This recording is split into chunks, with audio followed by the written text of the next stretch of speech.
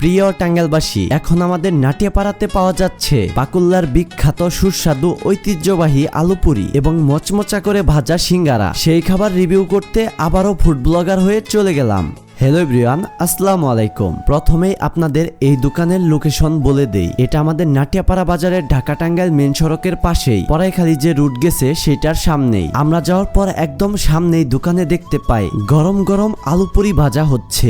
দেখুন এইটার কালারটা কি দারুণ হয়েছে, একদম লাইভ, অর্থাৎ আমাদের চোখের সামনেই এই ঐতিহ্যবাহী আলুপুরি তৈরি হচ্ছে। খাঁটি তেল দিয়ে খুব ভালোভাবেই ভাজা হচ্ছে এই আলুপুরি। এছাড়াও এই পাশে গরম গরম একদম মচমচা সিঙ্গারা ভেজে রাখা হয়েছে। আর এই দোকানটির নাম হচ্ছে রাশেদা স্টোর। মূলত এই দোকানটি একটি চায়ের দোকান, যেখানে চা সহ চিপস, বিস্কিট আরো যাবতীয় কয়েকটি আইটেম পাওয়া যায়। তার পাশাপাশি এইখানে শুরু করা হয়েছে আলুপুরি এবং সুস্বাদু সিঙ্গারা ভাজা। দোকানটির ভেতরেও বসার জন্য বেশ ভালো পরিমাণ জায়গা রয়েছে, যেখানে বসে এই আলুপুরি সিঙ্গারা খেতে পারবেন। আপনাদের মনে হতে পারে এই দোকানে তো মাত্র দুটি আইটেম, এখানে গিয়েই কি হবে? তবে এই দোকানের এই দুটি আইটেমেরই এত ভালো স্বাদ, সারাদিনে এই দুটি আইটেমই পর্যাপ্ত পরিমাণ বানিয়ে শেষ দিতে পারে না। তার আগেই মানুষ নিয়ে নেয় বা অর্ডার দিয়ে ফেলে। আমি উনাদের সাজেস্ট করেছিলাম আরো বেশ কয়েকটি আইটেম বাড়াতে, কিন্তু তারা বলল এই দুইটি আইটেমই সামাল দিতে পারছে না, কারণ এত পরিমাণ অর্ডার হয়, সেই পরিমাণ বানাতে পারে না সারাদিনে। তাই আমি তাদের কোয়ান্টিটি আরো বাড়াতে বললাম,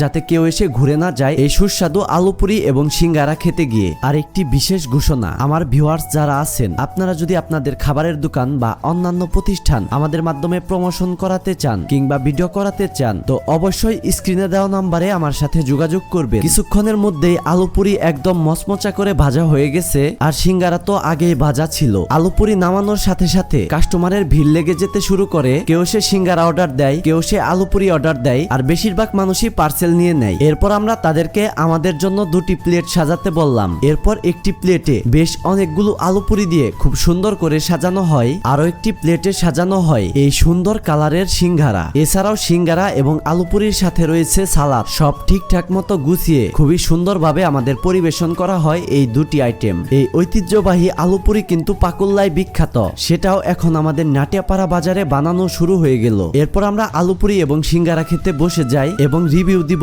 এগুলো খেতে কেমন। প্রথমে নিশাদ ভাইকে আলুপুরি খেয়ে বলতে বলি কেমন লাগে। নিশাদ ভাই আলুপুরির বাইট নেওয়ার পরই বলে এটা খুবই সুস্বাদু হয়েছে, একদম পাকুল্লা বাজারের আলুপুরির মতো। এরপর আমার খাওয়া শুরু করার পালা। আমি এইখানে বসে প্রথমে আলুপুরিতে বিট লবণ দিয়ে নেই, কারণ বিট লবণ দিয়ে এই ভাজাপুরা খেতে আমার বেশি ভালো লাগে। তো প্রথম একটি আলুপুরি খাওয়ার পর বুঝতে পারলাম সত্যি এটার স্বাদ অন্যরকম। পাকুল্লা বাজারের ঐতিহ্যবাহী আলুপুরির থেকে এটা কিন্তু কম না। তো আলুপুরির স্বাদ আমার কাছে এতটাই ভালো লেগেছে যে আমি একে একে সালাদ দিয়ে অনেকগুলোই আলুপুরি খেয়ে ফেলি। এরপর এই পাশে সিঙ্গারাটিও খেয়ে দেখি এটা কেমন মচমচা করে ভাজা হয়েছে। সিঙ্গারাটিও খেয়ে বুঝলাম বাজারের অন্যান্য সিঙ্গারার থেকে এইটার স্বাদ একটু ভিন্ন। এরপর নিশাদ ভাইকেও সিঙ্গারা টেস্ট করতে দিলাম, তার কাছেও ভালো রিভিউ পেয়ে আমি একাধারে আলুপুরি এবং সিঙ্গারা খাওয়া শুরু করি, কারণ এগুলো আমার কাছে এতটাই ভালো লেগেছিল। তাই নিশাদ ভাইকে না দিয়েই আমি একে একে অনেকগুলো খাবার খেতে থাকি। খেতে খেতে আমার অবস্থা খারাপ হয়ে যায়। এরপর একটি কোল্ড ড্রিঙ্কস খেয়ে